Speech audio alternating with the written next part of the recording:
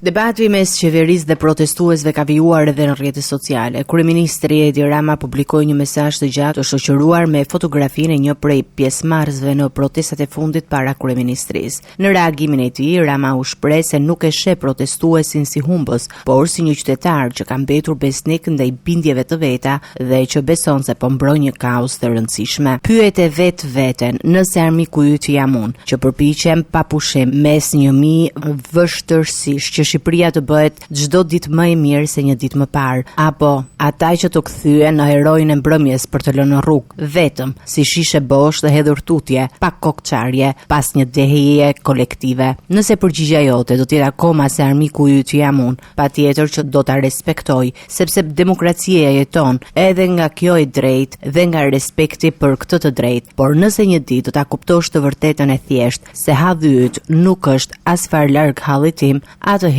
mos i prit aty ata që do të kthehen përsëri në mbrëmje. Në mesazhin e tij, Rama kritikoi gjithashtu rolin e grupeve të ardhura nga diaspora, profileve anonime në rrjetet sociale, figurave politike opozitare dhe personazheve publike që sipas tij po nxisin zemërimin e protestuesve dhe po përpiqen të përfitojnë politikisht nga situata. Ikën edhe karvanet e diasporës nga Kosova e Tetova, ikën qorallapajt, ikën ballibullistat, ikën sypuliturit opozitar që të vinin rrotull duke folur me pasqyrën e tualetit digjital para fytyrës së tyre hipokrite, ikën karikaturat parlamentare që nxirrnin kokën pas shqiponjës mbi kurrizin tënd, së bashku me armatat armike të profileve falso e të raketave digjitale që hedhin pa pushim nga lindja tutje e Europës drejt sheshit televiziv të revolucionit të flamingove dhe shpërndarje në mijëra thërrime lajkash, followerash falso. Por reagimi i kryeministrit mori menjëherë përgjigje nga personi identifikuar në postimin e tij, protestuesi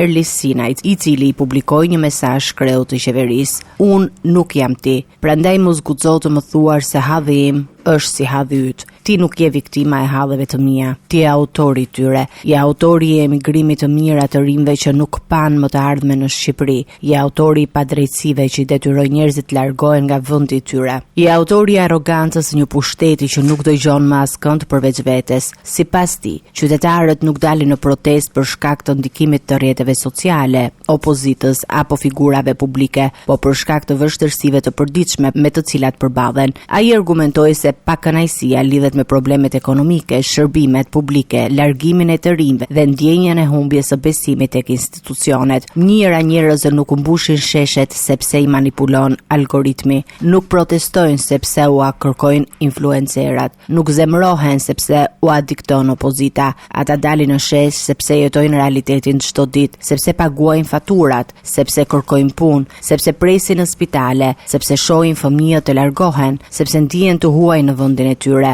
Dhe kur ti përpiqesh ti paraqesësh si turm të përdorur, nuk po i kupton, po i përçmon. Fotografia ime në murin tënd më bën pis.